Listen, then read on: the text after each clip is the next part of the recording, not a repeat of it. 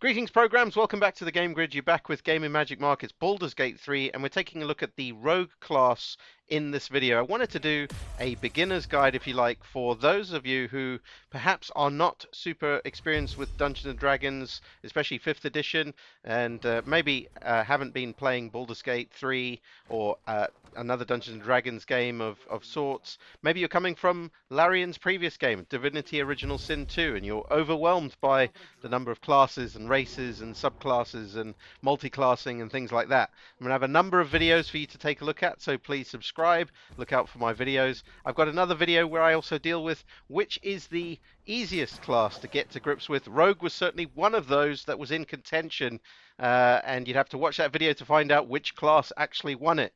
But if you're looking for an easy class to get to grips with Baldur's Gate 3, learn the ropes and discover what an interesting and awesome game it's going to be without having the overwhelming aspects of other more complex classes, then Rogue is a great choice for you to make. And I wanted to take a look in this video at some of the gameplay of rogues. That's what's going to be playing in between some of the screens that I'm going to show you, but also look at the early levels that a rogue progresses through, some of the choices you can make, and some of the subclass choices that you can make, which also fundamentally change how a rogue progresses. So taking a look at this party here, I've actually been running on this particular group with 3 rogues in it, believe it or not. I've got Michael of the Glade and also Elona here, who's those are thief rogues, and then I've got Astarion here, who is an arcane trickster rogue. Now those are 2 subclasses. The third subclass is assassin. That's going to be coming on launch. So maybe if you're watching this after launch, then you'll already have had a chance to fool around with the assassin subclass, and that can be a lot of fun as well. I'll talk a little bit about that later.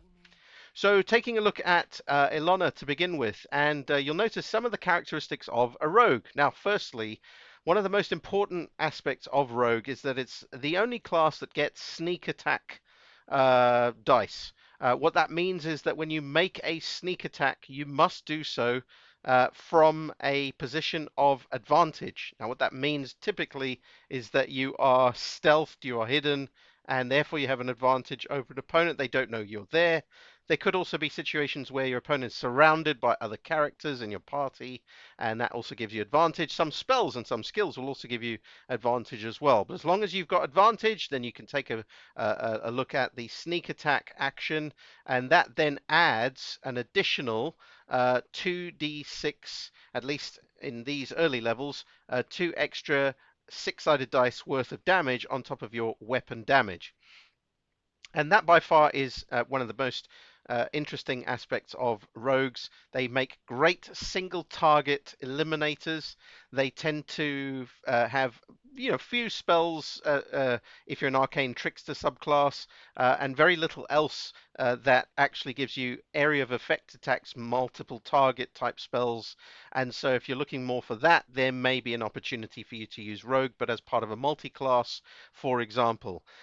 Instead, if you're looking for your traditional rogue, then they're going to be excellent at taking down single targets at a time. And so really to augment that, what I want to suggest that you do is perhaps to consider taking along some utility items, things like Alchemist's Fire, things like maybe scrolls that maybe of Magic Missile, scrolls of Burning Hands, Fireball if you can get your hands on it, and these give you the ability to maybe do area of effect damage to multiple targets when you really need to. The other thing you can do is you can later on you'll be able to get arrows potentially to fire at targets that also have splash damage. They create sort of maybe explosive areas or fields or surfaces that might affect multiple targets as well.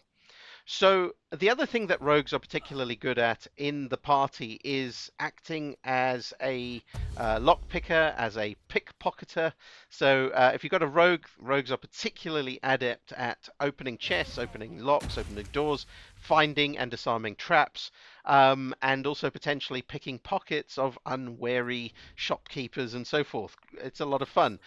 What I would say is that in Baldur's Gate 3, rogues are not unique in that they can do many of these things like other party members can do. So other classes can every class can do it. They might not be that great at it, but they can certainly pick pockets. They can try to find and disarm traps. They can open and disarm. Sorry, open and open chests and doors and things like that.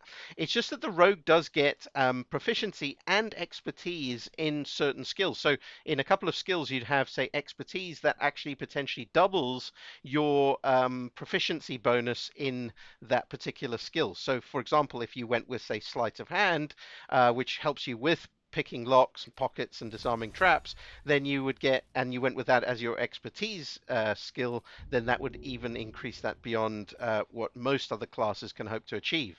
So rogues definitely do have their place, and one of the most you know well-known rogues in Baldur's Gate 3 is going to be Astarion. He's a rogue, at least to begin with, and he may be the only rogue you need in your party. But if you want to go with a rogue as your main class character, it doesn't mean you can't run with Astarion, but you're probably going to be doubling over. With the roguish type activities, in the traditional sense. But in combat, both of you can be very, very effective. And I found that actually sending Astarion and one of my rogues ahead as scouts, sometimes they dispatch the enemies by themselves without needing the other party members as well. So I would definitely consider as well, if you're a rogue, taking along other utility items. Things like poisons are particularly good.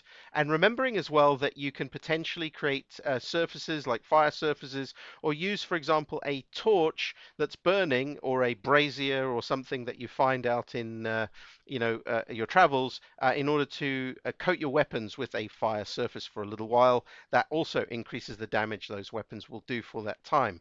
These are little tricks and things that you might want to do as a rogue. The other thing, of course, is that you want to make sure that you know how to hide as a rogue.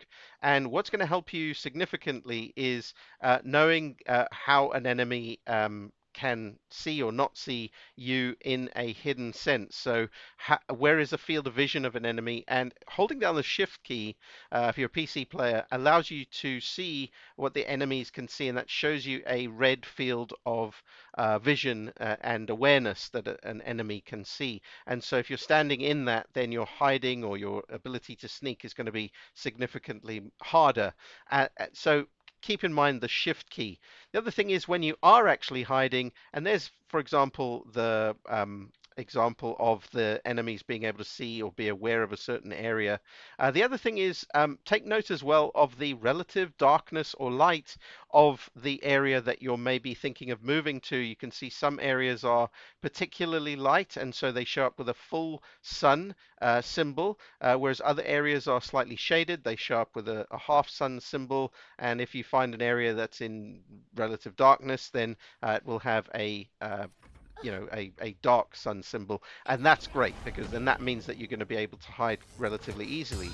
There's items, there's spells, and there's maybe even abilities that allow you to create pockets of darkness, or blind your enemies, and potentially that can also yield the ability to hide relatively successfully. Okay. So the next thing that I wanted to talk about was the level up at level 3, which is the big skill decision that you're going to make. And so I want to have a little look at that now.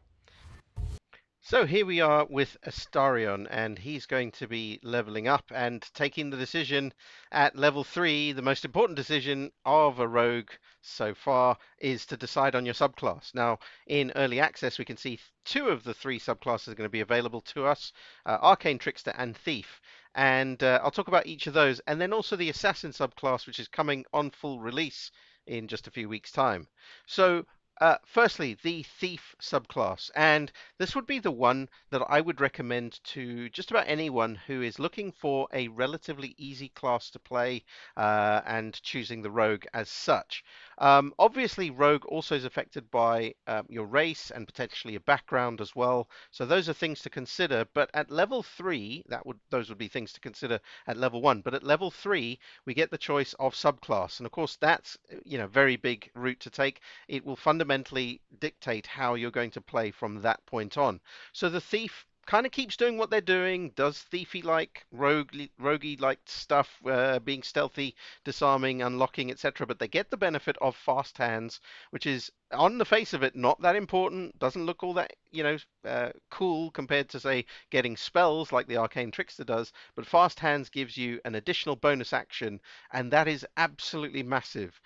Given that if you dual wield melee weapons and or ranged weapons like hand crossbows, for example, then your bonus actions will count for your offhand weapon firing or attacking.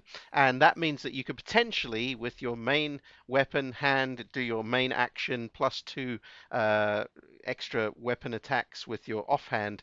That gives you potentially up to 3 attacks per turn, which is pretty significant, even though the offhand attacks are probably going to do less damage than the main hand attack. So fast hands also gives you as it's giving you a bonus action, also gives you the ability to do things like hiding, that's also dashing and breaking away from combat, so evading, which are maybe even swigging a potion to get you back in the fight with a bit of health, or buffing an ability, whatever.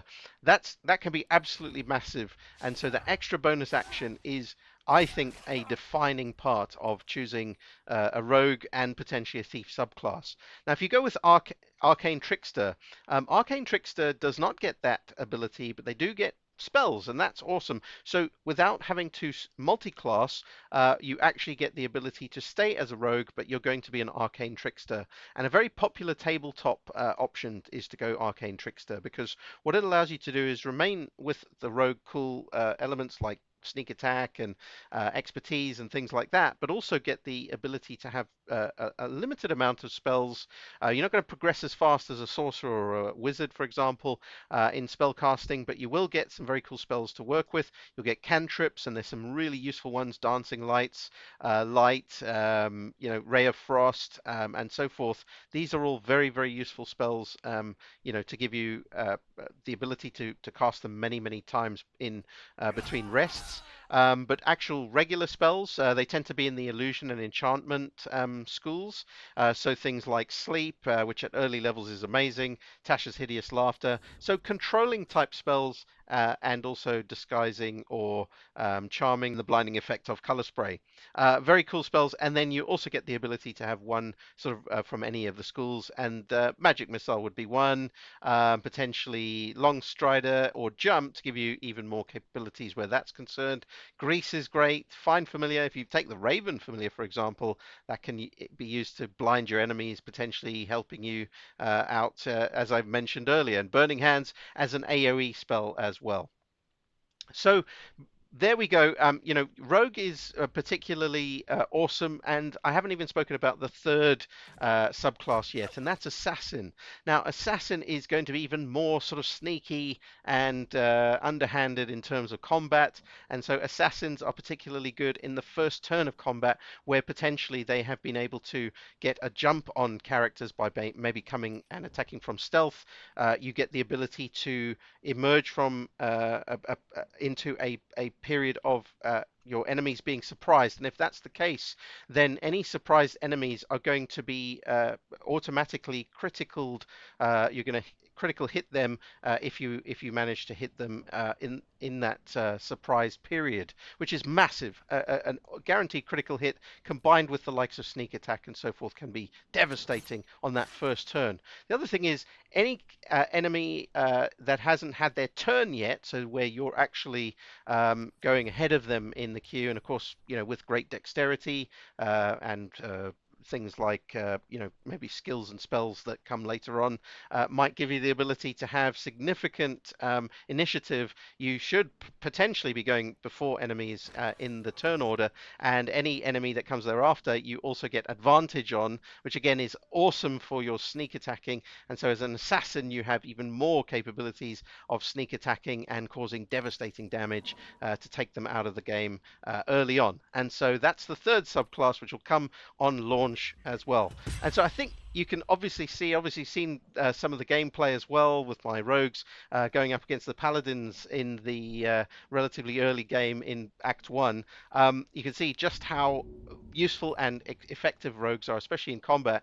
Remember that rogues also very good at other skills like persuading, intimidating, and other skills that could come from the choice of your backgrounds. And so consider your rogue as potentially the face of the party, especially with high charisma and being able to intimidate, deceive, persuade, and also investigate, and all of these other skills that actually are significantly useful, especially when you apply expertise to them as well.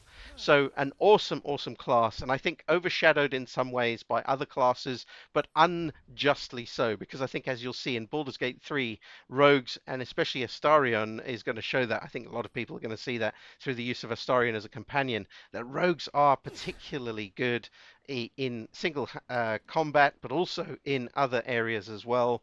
In role playing, but they're very fascinating. They can also be highly effective in avoiding combat. In that case as well, and scouting out areas and so forth. So I hope you really enjoy your playthroughs with Rogue, and it's a great class to pick. And I hope you enjoyed this video. And if you do, just throw us a thumbs up if you wouldn't mind. Throw us a like. Remember to subscribe for more videos on Baldur's Gate 3. And I thank you for watching. Really appreciate the way that you support the channel that way. Please comment and let me know what you like about Rogue and what drew you to it for your first playthrough. So as always, thanks again, and we'll see you next time.